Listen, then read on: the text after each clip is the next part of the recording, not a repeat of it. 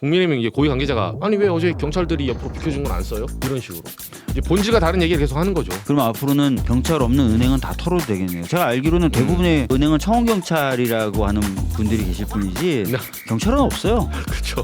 경찰 없으니까 털라고 한 거네. 은행에 돈 있는 거 다 알고. 그렇죠. 니들이 유도했구나. 돈 있는데 경찰이 없어. 아 이런 정말 소리더라고. 대환장 파티네요. 이게. 네, 질문하는 기자. 오늘은 2부 인터뷰 1대1 인터뷰 2부 시작하겠습니다. 오늘 박주민 민주당 박주민 의원 모셨습니다. 반갑습니다. 네, 안녕하십니까. 네.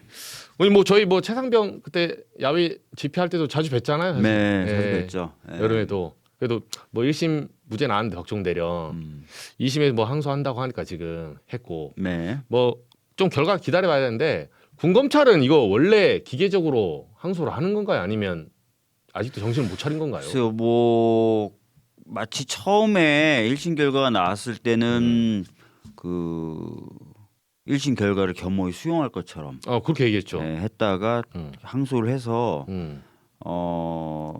처음에는 아마 항소 안 할 생각이었던 것 같아요. 분위기도 그렇고 상황도 그렇고 또 판결문이 보면은 법리적으로 좀 잘 분석을 해놨거든요. 그러니까 제가 이제 법을 발의할 때 그리고 통과시킬 때 했던 개정 이야기를 군사보험법 그대로 써놨어요. 맞아요. 예, 그대로 판결문에 써놔서 아마 입법부도 그렇게 얘기하고 사법부도 그렇게 판단하니까 맞아요. 더 뭐 할 게 없다라고 판단을 처음에 했을 가능성이 있는데 그럼에도 불구하고 조금 지나서 또 결국 항소하더라고요. 이게 뭐 원인은 모르겠지만 이번에 서부지법 이 폭동 사태 봐도 이번에 이제 공화국을 한번 리빌딩 해야 된다 이런 얘기도 많이 나와요. 네. 이게 어설프게 무슨 이렇게 파트너로 상대하고 뭐 이렇게 하겠지 이렇게 했다가는 지금 2단계까지 오니까 리빌딩 한번 해야 된다 완전히 뭐 이런 의견도 좀 뭐 어쨌든 과격하다고 하지만 과격하지 않은 의견이거든요. 그냥 법원까지 지금 침투하는 마당에 네. 이걸 어떻게 수습하고 또 정리할 것이 다른 문제잖아요. 의원님 뭐 어떤 방식으로 좀 정리한다고 보세요? 글쎄요, 참 이게 참 문제는 이제 명확한데 해결 방법이 참 곤란하죠. 그렇죠. 네. 문제는 명확합니다. 문제는 명확하죠. 네. 문제는 뭐냐면 헌법과 법이라고 하는 어떻게 보면 민주주의에서 근간이 되는 룰들인데 그렇죠. 이거를 무시하거나 안 지켜도 된다라는 의식이 굉장히 팽배한 거지 않습니까? 맞아요. 그래서 이걸 어떻게든 바로 잡아야 되는데 해법은 참 어렵죠. 뭐 기본적인 게 어떤 법을 위반한 사람들에게 어떤 형사처벌 뭐 이런 것들 가해질 수 있겠지만 사실 우리 헌법이 태업을 통해서 헌법을 위반한 거에 대한 방어 기제는 또 없더라고요. 그래서 그런 경우는 또 뭐 형사처벌을 할 수도 없고. 그래서 여러 가지 이제 보완적인 제도의 보완도 있어야 될 것 같고 또 이런 문제를 좀 드러내놓고 좀 토론도 하고 하는 그래서 뭔가 좀 국민이 이제 갖고 있는 시각과 정서를 포함해서 특히 고위공직자들의 시각과 정서 이것들 조금 다 약간 좀 바로 잡아 나갈 필요가 있을 것 같아요. 맞아요. 네. 이번에 민낯이 완전히 드러났죠. 그러니까 우리 고위공직자들도 헌법을 지켜야 된다는 생각이 거의 없는 것 같아요. 보니까 예를 들어서 뭐 국회에서 선출한 헌법재판관 후보 3명을 네, 선별해서 임명할 수 있다. 임명 안 해도 돼, 한 명은. 심지어 헌재가 그러면 안 된다고 헌법에 대한 최종 해석 권한이 있는 기관이 2번이나 공식적으로 입장을 밝혔는데도 자기 마음대로 안 해도 된다는 거잖아요. 그럼 어떡하란 말이에요 도대체. 처벌 규정이 없다 뿐이지 분명히 헌법 침해인데 이런 것들 버젓이 하니까 사실은 뭐 일반 시민들이나 국민들 입장에서는 과연 헌법이나 법을 지켜야 될 필요를 느낄까요? 그렇죠. 답답하죠. 네. 바로 오늘 시작해 보겠습니다. 오늘 이 국민의힘 미디어 특위에서 뭐 이런 얘기가 나왔었어요. 그러니까 결과적으로 이제 뭐 좀 이제 저녁에는 정리가 됐어요. 뭐 또 유튜브 이제 난동 사건인데 이제 요지는 뭐냐면 그 경찰하고 시위대랑 대립 구조 있었는데 네. 좌파 유튜브가 그러니까 소위 말해서 이제 프락치가 앞에서 밀어 해서 들어가게 해가지고 소위 말해서 우리 이렇게 격앙된 상태의 우파 지지자들을 함정에 빠뜨렸다. 네. 이런 식의 미디어 특위의 주장 성명서가 나왔어요. 나왔고, 네, 나왔고 이제 오후에는 JTBC라는 매체도 그렇죠. 관여가 됐다 이런 네, 그래서 이제 뭐 포함돼 있었죠. 어쩌라제라는 이제 유튜브가 이제 밀어밀어 했는데 나중에 이제 오늘 오후에 어쩌라제가 나는 그런 적이 없다. 이거 다시 근거를 밝혔고 JTBC도 그 부분은 이제 자막이 실수로 달린 거니까 내렸어요. 그러니까 이거는 좌파 유튜버가 선동했다는 근거가 없는 거예요. 근데 마치 너 잘 걸렸다. 이렇게 미디어 특위가 아침에 딱 내더라고요. 네. 네. 그래서 지금 우리는 법원까지 안 쳐들어가려고 했는데 경찰이 빼주고 유도한 거 아니냐. 뭐 이런 논리 쓰더라고요. 좀 어떻게 보십니까? 그러니까 말이 안 되는 논리인데요. 네. 만약에 그러면은 경찰이 안 지키고 있으면 뭐 상점이나 식당 들어가서 절도나 아니면 뭐 손괴 이런 거 저질러도 되는 겁니까? 그건 아니잖아요. 그렇죠. 대문 열어놨다 해서 남의 집에 들어가면 안 됩니다. 맞아요. 차 문이 열려져 네. 있다고 해서 남의 차 훔쳐가면 돼요? 그렇죠. 안 되죠. 말도 안 되는 소리를 하면서 지금 그 논리 쓰는 거죠. 그러니까 진짜 어떻게 보면은 하도 궁색하다 보니까 이런 얘기를 하는 거는 이해는 어느 정도는 할 수 있겠어요.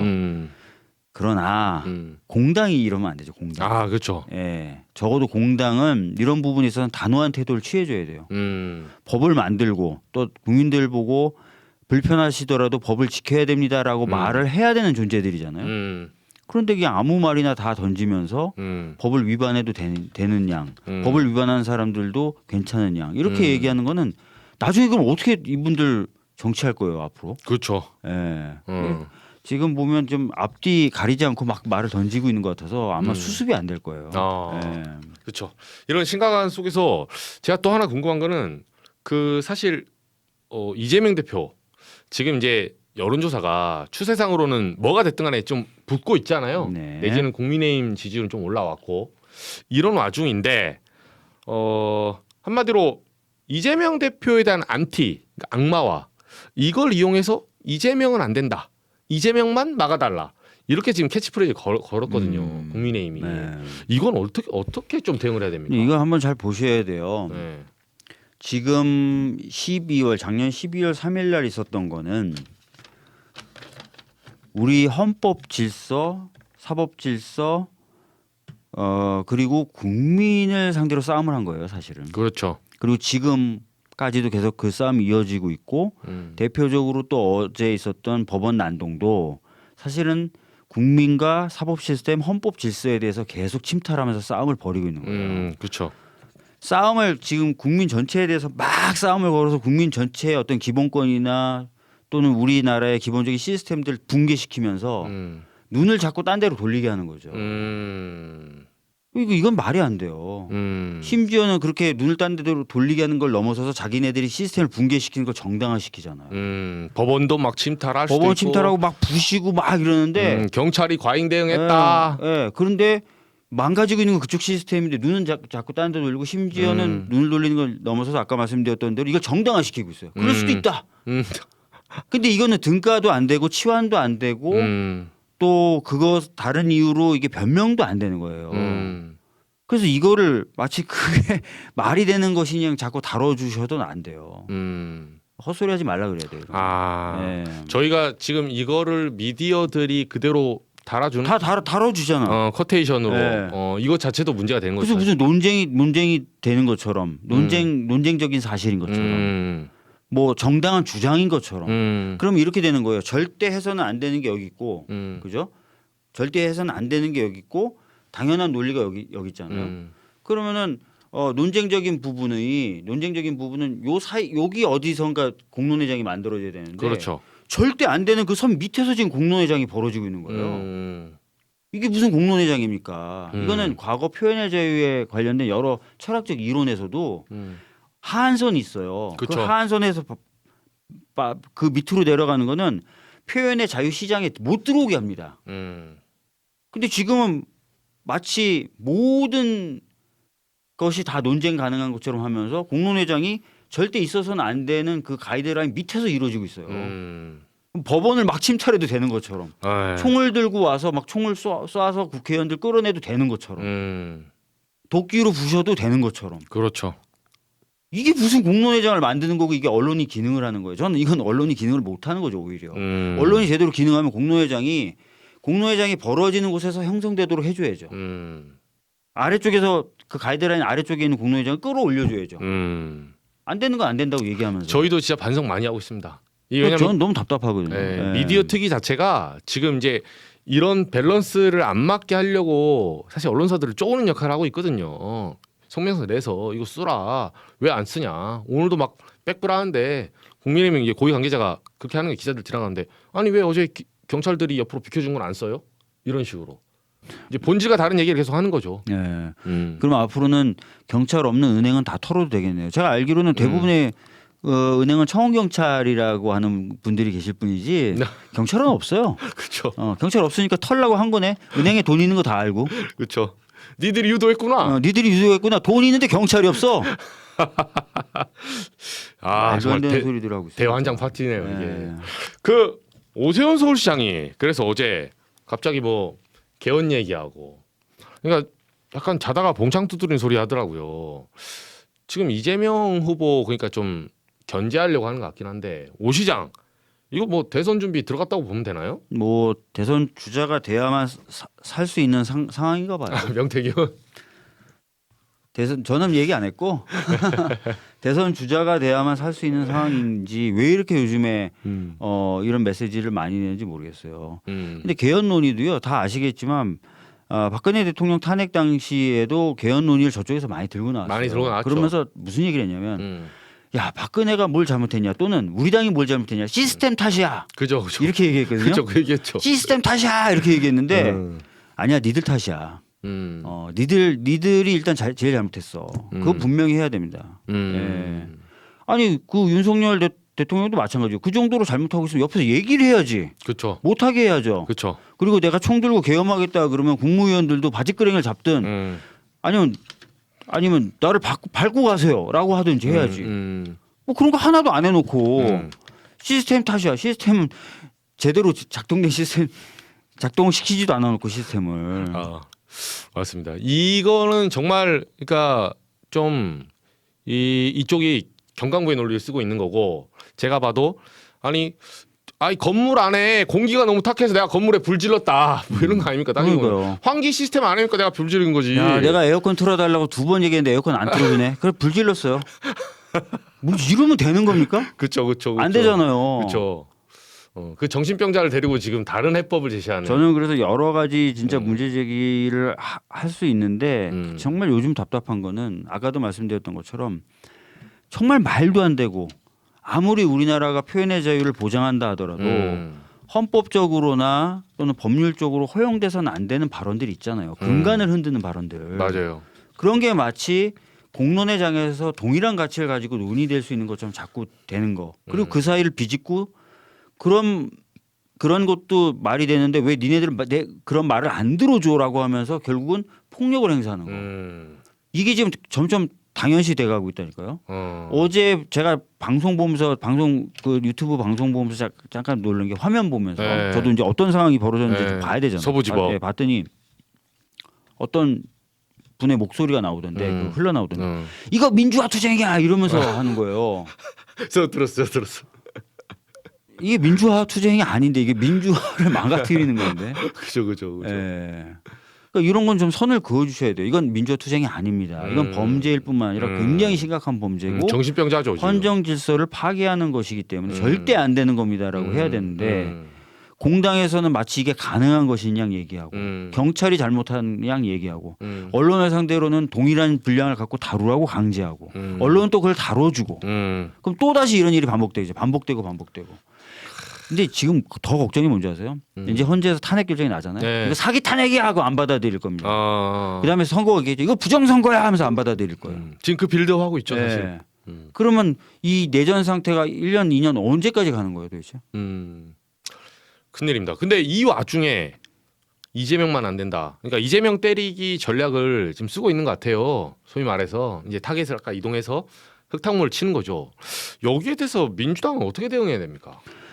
뭐 기본적으로 뭐 당에 대해서 아쉬운 평가를 하실 수 있어요. 특히 이제 탄핵 이후에 어떤 세상을 보여줄 것이냐가 불분명하다. 비전. 그리고 지금 당장 민생이라든지 경제적 문제로 굉장히 많은 분들이 힘들어하시는데 뭘 하고 있냐라는 말씀을 하시는 분들이 계십니다. 음. 그러니까 그런 부분들 저희들이 잘 준비해서 보여드리도록 하겠고 특히 지금 당장 해야 되는 현안들도 잘 챙기도록 하겠습니다. 그러나 아까도 말씀드렸지만 안 되는 건 안 되는 겁니다. 법원 들어가서 때려부시고 그리고 법원의 결정을 다 사기이다. 선거는 다 무조건 부정이다. 이렇게 하시는 거는 안 되는 건 안 되는 겁니다. 안 되는 건 안 되는 걸 확실하게 정리하시는 게 필요합니다. 예. 근데 일각에서는 이런 것 같아요. 아까 그 제가 김지우 대변인한테 똑같은 질문 드렸었는데 지금 이 여론조사 관계자는 뭐냐면 조금 유식한 말로 회고적 투표와 전망적 투표가 있다면 이제 미래를 향한 전망적 투표가 이제 보통 대선이잖아요. 회고적은 이제 총선이고 그러면 미래의 전망적 투표가 현재 여론조사에 반영이 된 거예요. 그러니까 현실은 1998년인데 이미 2005년이 와 있는 거죠. 말하자면 이 사람 머릿속에는. 그래서 우파 지지자들 쪽에서는 극렬 지지자들은 특히나 이미 사실 마음속으로 솔직히 말하면 윤석열 버렸어. 예, 이미 끝난 거야. 끝났고 여론조사 투표할 때는 절대 이재명은 안 돼. 우리 쪽에서는 홍준표, 오세훈 김문수 누가 모르겠는데 이미 이렇게 이제 손가락을 그래 가고 있다는 거죠. 이런 메시지 속에서 이제 딜레마가 뭐냐? 이재명 대표 그러면 이걸 정면으로 들이받아야 되냐? 그러니까 어차피 그래 조기 대선 인정한다. 가자 하고 물 밖으로 나와야 될지 아니면 이 어떤 이 괴리감을 피하기 위해서 조금 엎드려야 되는지 당내에서 고민이 좀 있더라고요. 의원님은 어떻게 보십니까? 글쎄요, 뭐 저는 다른 거보다도 아까 말씀드렸던 것처럼 지금 이 상황이 굉장히 엄중해요. 무슨 얘기냐면 방금 말씀하신 것에 그런 흐름이 있다는 거 저도 알겠는데 자 그렇다고 해서 지금 예를 들어서 국민의힘이 헌정 질서를 수호하고 있느냐 또 이 상황을 타개하려고 하느냐 이 정상화를 시키려고 하느냐 그렇지 않거든요. 방금까지도 우리가 계속 얘기했지만 뭐 국힘당의 정치인들 또는 국힘당의 여러 특위에서 반헌법적 얘기를 계속 하고 있어요. 저는 그래서 아까부터 그 말씀을 드리는 겁니다. 만약에 보수라고 본인이 생각하시는 분들도 에게도 제가 말씀을 드리고 싶어요. 보수의 가치가 뭡니까? 그렇죠. 전통. 그러니까 그리고 법치. 보수가 꿈꾸는 미래는 뭐예요?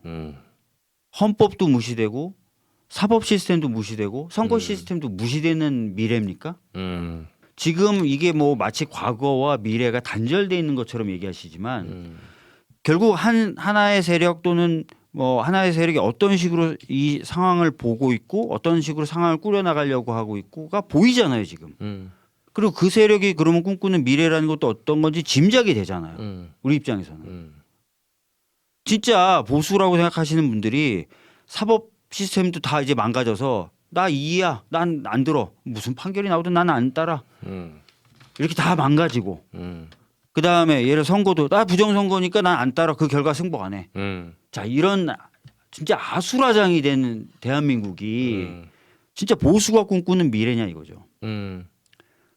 아닐 거라고 저는 믿습니다. 그래서 그분들에게도 지금 그거 원하는 것 같은데요 지금. 그래서 저는 그 보수라고 본인이 생각하면서도 그쪽을 지금 현재 지지해 주시는 분들에게는 저는 그래서 이런 부분에 대한 명확한 대화가 좀 필요하다고 생각하고 그렇다고 생각해요. 이게 이제 저는 현재 상황에서는 더 중요한 과제라고 생각합니다. 이게 이제 짧은 시간에 정리가 안 될 수도 있지만 적어도 저는 이 서부지방법원 침탈한 다음에 저도 일주일, 2주일이라도 이걸 좀 정리하는 작업은 있어야 된다고 보고. 그냥 넘어가면 안 된다. 네, 이거 그냥 넘어가 우리 다 대선입니까 그러면? 그렇죠. 모르겠어요. 저는 개인적으로 그렇게 생각해요. 이게 굉장히 중요한 문제라고 생각합니다. 네. 이거에 대한 정리 없이 그냥 우리는 미래다. 뭘 바탕으로 미래를 얘기합니까? 선거 치르고 나서도 다 부정선거라고 그럴 텐데. 그리고 사법적으로 뭔가 해결이 돼서 결론이 나와도 다 사기라 그러고 거짓이라 그러고 할 텐데. 지금 빌드업 해놓고 있죠. 의원님 이건 어떻게 보세요?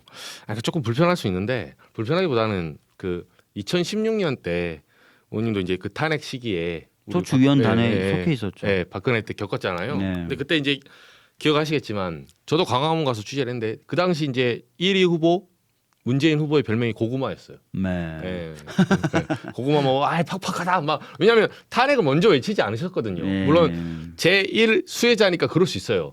근데 당시 성남시장 후보로 네. 광화문에 나오셨던 저도 만났었거든요 그때 네. 이재명 후보 같은 경우는 별명이 사이다입니다. 네. 네, 그래서 나중에 이제 문재인 대통령이 그 후보 무슨 토론 때 이러더라고요. 경선하는데 고구마에 사이다 먹으면 여러분 배도 부르고 시원합니다. 뭐 이렇게 하셨잖아요. 잘 기억은 안 나요. 네, 아무튼 네. 근데 이제 지금 지지자들 입장에서는 그것도 있어요. 뭐 저간의 사정 이야기했는데 사이다 이재명 후보 어디 갔냐.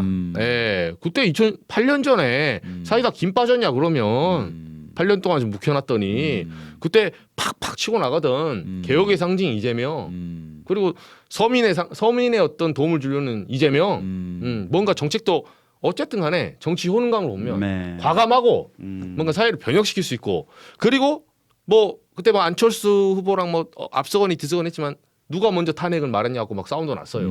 내가 먼저 말했다. 탄핵이란 단어를 이재명 성남시장이 제일 먼저 말했다. 제가 그 썼던 기억이 나거든요. 기사를. 그렇게 봤을 때 좀 더 강하게 치고 나가라. 시원하게 옛날처럼 사이다처럼 좀 이런 목소리도 있긴 하거든요. 글쎄요, 뭐 탄핵 관련된 부분은 지금 헌재에 이미 이제 시작이 됐고 네. 헌재가 지금 속도를 내고 있는 상황이지 않습니까? 그래서 뭐 그 부분에 대해서 정치권들이 그렇죠. 더 얘기하는 것이 과연 그렇죠. 좋을까 이런 판단은 좀 개인적인 판단입니다만 좀 들고 있고요. 음.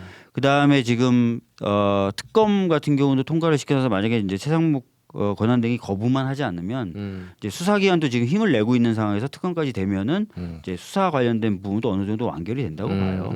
그래서 아까 말씀드렸던 대로 민생이라든지 경제 뭐 이런 부분들을 좀 챙기는 과제가 저희들이 남을 텐데 그런 부분은 대표가 강점을 갖고 있고 여전히 챙기고 있죠. 다만 좀 저도 좀 답답한 부분이 뭐냐면 저희가 지금 뭐 예를 들어 저를 예를 네. 들면 연금 관련돼서 이제 개혁의 속도를 내겠다. 이래가지고 내일 모레 공청회 하거든요. 네. 예, 대대적으로 지금 홍보하고 있는데 기자들은 몰라요. 죄송합니다. 저도 몰랐어요. 아니 지금 법원이 털리는데 무슨 연금? 그러니까 기자분들은 워낙 현안이 많고 하니까 그렇죠. 하는 거죠. 그래서 오죽 답답하면 제가 잘 안 하는 기자 티타임을 내야 하자. 너무 너무 몰라. 이 연금도 사실 되게 중요한 이슈고. 그렇죠. 당에서도 그렇고 우리 저 보건복지위원회에서도 이제 힘을 내서 속도를 내려고 하는데. 예. 그래서 의원님, 근데 중간에 죄송한데 그 의원님 잘못하셨네. 이거는 솔직히 그래서 저도 알리고 이제 하려고 하는데 반면에 항상 이런 게 있어요. 그러니까 열심히 해도 여기가 막 불이 붙고 있으면 그렇죠. 기자분들의 눈과 언론의 눈 불 붙은 데 가 있어요.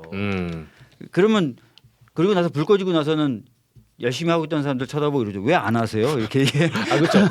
그 문제도 있어요. 그 문제도 네. 있어요. 그런 부분이 좀 있고 그래서 민생이나 이런 부분도 저희들이 끊임없이 챙기고 있고 더 열심히 챙기겠다. 그리고 뭐 의료 개혁이라든지 또는 연금이라든지 또는 민생 관련된 핵심 이슈, 추경 이런 것들도 단위를 만들어서 열심히 챙기고 있다.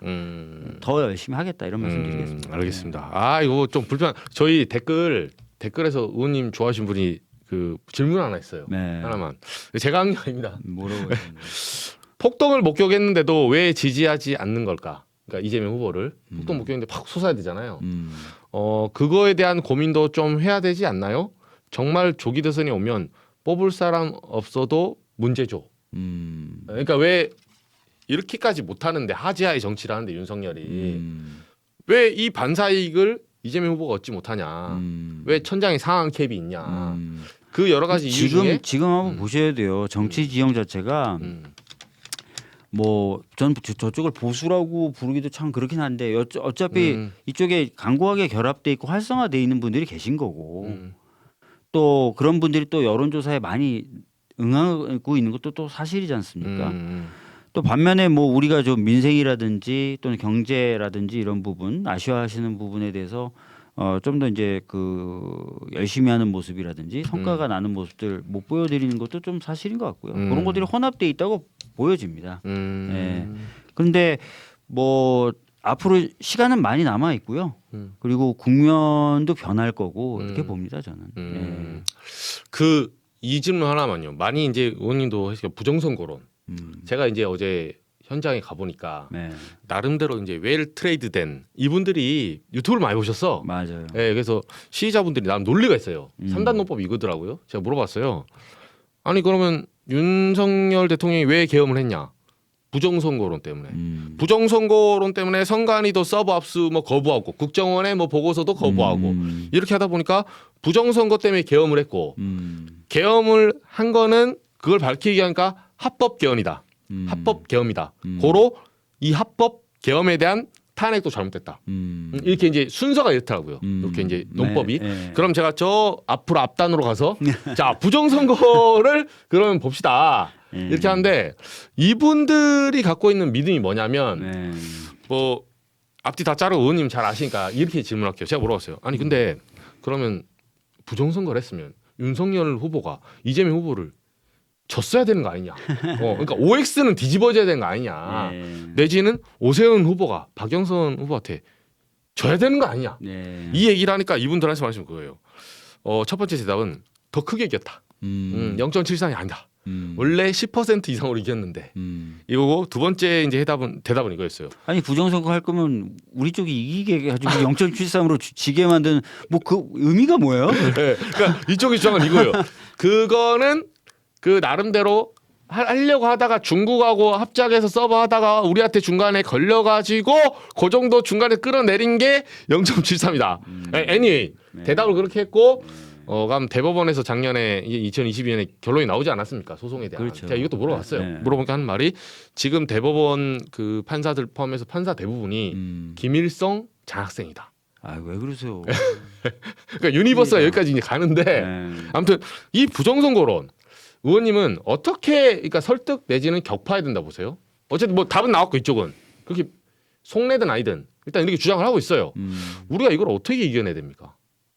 글쎄요, 뭐 부정선거론에 대해서 저도 참 답답해요. 그래서 제가 진짜 오죽 답답하면 영장 관련된 부분이나 부정선거 관련돼서 명태균이나 천공이 와서 또는 미국이 와서 얘기해줘야 이 사람들은 믿는 거 아니냐라고 얘기를 할 정도인데 제가 요즘에 뭐 말을 하는 건 그거예요. 물론 설득은 안 될 수도 있지만 예를 들어서 방금 말씀하셨던 것처럼 대법원에서도 심리했지만 부정선거라는 건 없다고 본 거고 그다음에 국정원에서도 보고서를 냈지만 부정선거의 흔적은 발견하지 못했다라는 거였고 선관위도 그런 입장이지 않습니까? 검찰도 수사했지만 아니라는 거고 경찰도 수사했지만 아니라는 거잖아요. 그러니까 우리나라의 선거에 관련돼 있거나 형사사법 시스템에 관여하는 모든 국가기관들이 부정선거는 없다라고 얘기한 거지 않습니까? 그리고 하나만 더 들어가 보면 대법원장 지금 윤석열이 임명한 본인 임명한 사람이에요. 선관위 사무총장 자기 친구잖아요. 자기 친구고 국정원 자기가 임명했고 다 자기가 믿어서 임명한 사람들도 다 이렇게 얘기하는데 그럼 이 사람들도 짧은 시간에 다 세뇌된 거예요? 한동훈 같은 놈들이다. 이제 이렇게 생각하고 있는 것 같아요. 제가 봤을 때는 키워놨더니 배신하는 이놈들 뭐 이거 아닐까. 그만큼 논리가 안 맞는데 그러니까 의원님 보시기에는 윤석열 대통령은 마지막 하나는요. 부정선거론의 확신범이라고 생각하세요? 아니면 이용한다고 생각하세요? 그러니까 진짜 부정선거론이 있었다고 믿어서 이렇게 하는 건지 아니면 요거 내가 박근혜 보니까 옛날에 아무 이론 없이 하다 보니까 끝까지 버티다가 그냥 죽는구나. 나는 뭔가 소위 말해서 뭐 종교든 성리학이든 뭐라도 하나 만들어야겠다. 이론을 집대성해야겠다. 그래야 내가 좀 오래 간다. 사람 죽어도 이론 가잖아요. 이렇게 이제 이용하려는 건지 뭐라고 보십니까? 글쎄요, 뭐 부정선거에 대한 그 망상도 좀 있을 것 같아요. 실제 확신범? 망상도 좀 있을 것 같은데 국회를 또 주요 타겟으로 삼았잖아요. 핵심적인 타겟으로 그때 그 내란행위 때 그거 봐서는 또 그 망상을 뛰어넘는 다른 또 망상들도 있는 것 같아요. 망상 총집합편 아닐까 이런 생각이 좀 들긴 합니다. 그럼 진짜 믿고 이런다? 어느 정도 믿는 건 있을 수 있겠죠. 뭐 그러면 이거는 뭐 제가 한 말 아니고 누가 그러더라 옛날 독일에서. 근데 이용하는 것일 수도 있어요. 그건 나중에 한번 좀 봐야 될 것 같아요. 왜냐하면은 진짜 믿었다면 서버나 이런 것들을 통해 가지고 그게 정말 조작됐었다는 걸 증명하려고 했겠죠. 근데 그거뿐만 아니라 기억나시겠지만 30명 정도 케이블 타이로 끌고 간 다음에 세방망이로 겁줘가지고 자백서를 쓰게 만들려고 했다는 거예요. 맞아요. 선관위 노상원 그때 그거 봐서는 증거, 객관적 물증이 없을 수도 있다고 생각한 거 아니에요? 아, 그러니까 이거는 예. 자백으로 고문해서 물고문하든 해도 두드러 패서 이제 스스로 밝히게 해야 된다. 스스로 밝히게 하는 게 아니라 물증이 없을 수도 있다고 아. 생각한 거 아닐까요? 물증이 없을 수 있다는 거는 이게 자기네들 생각하고 다를 수 있다라는 염두도 두고 있는 거 아니에요? 그러니까 이용하려는 측면도 좀 있었던 것 같고. 아, 반반. 예. 그래서 그걸 한번 생각해 보세요. 그 부정선거 믿는 분들이 만약에 진짜 부정선거가 있었다면 뭔가 증거나 이런 게 있었겠죠. 근데 자백을 조작해내려고 했던 거잖아요. 새 파이프나 개입 잘 한다. 야구 방망이로 맞아요. 겁줘가지고. 맞아요. 예. 이 시나리오 어떻게 봅니까? 그러니까 어떤가요? 좀 이게 보수 내에서도 이제 의심하는 세력들이 있잖아요. 뭐 친한계나 이런 데는 싫어하니까.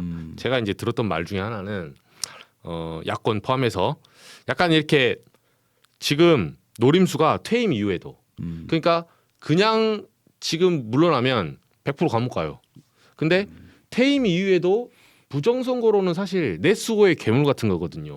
UF 같은 거고 밝힐 수가 없어요. 네. 어차피 밝혀도 부정할 거야.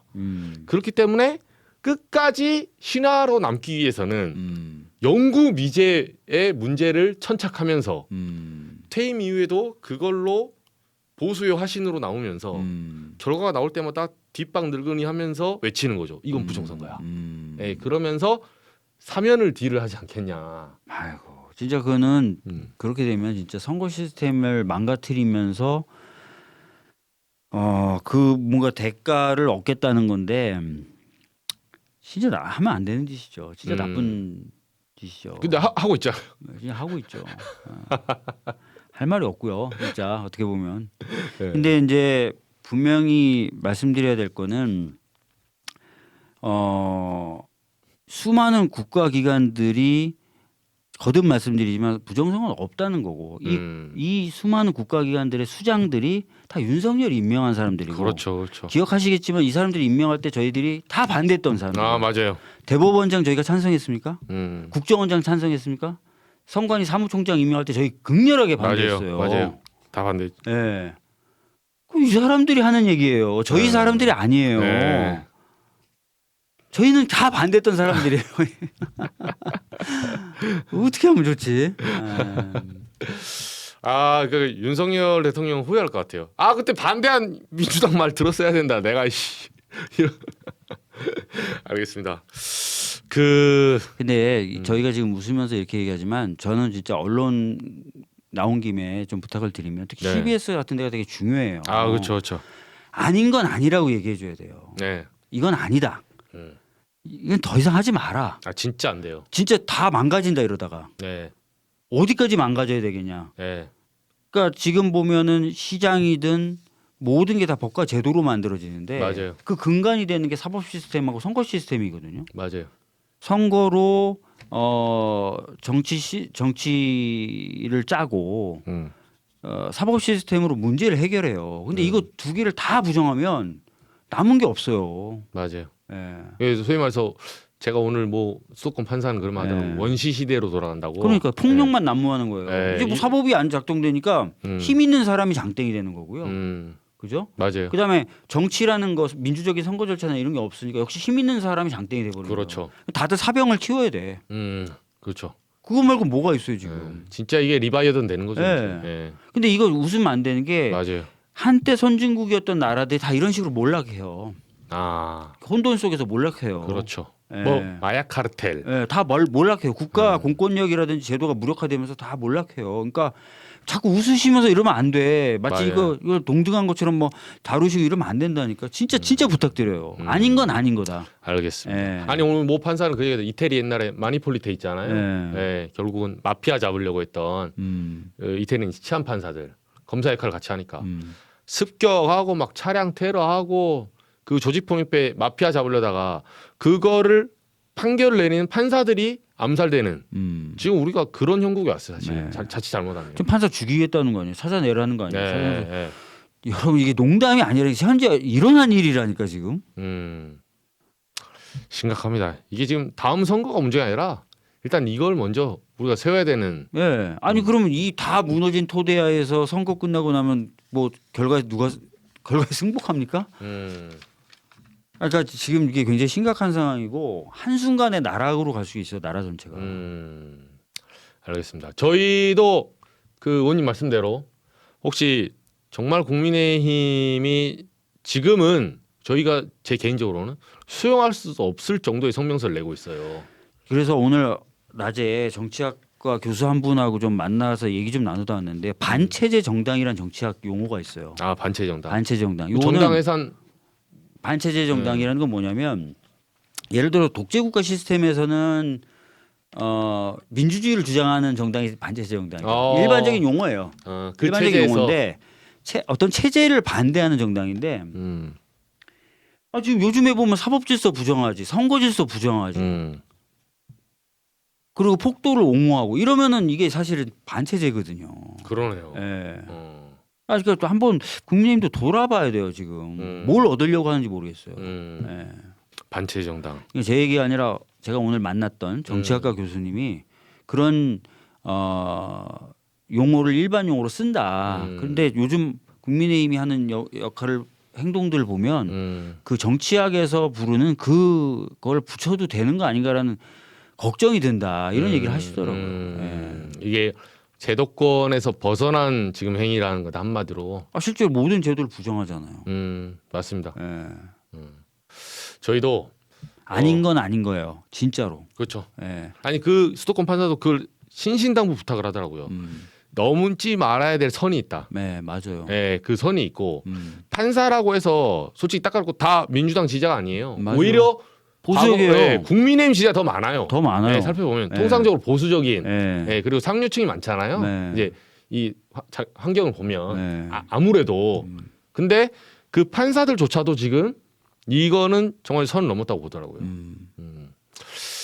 저희가 아무튼 잘 반영해서 네. 앞으로 혹시 그런 성명이나 뭐 이런 움직임이 나오면 예, 저희가 단호하게 대응하겠습니다. 팩트 체크를 해주세요. 차라리 그걸 똑같이 실지 말고 요즘에 몇몇 언론은 팩트 체크를 해주더라고요. 네. 성명 나오면 그걸 그대로 보도하는 게 아니라 계속 저희들이 길게 가니까 밖에서 자꾸 뭐라 그러시는데 예, 괜찮습니다. 팩트 체크를 딱딱딱 해주세요. 차라리 알겠습니다. 아닌 건 아닌 거죠.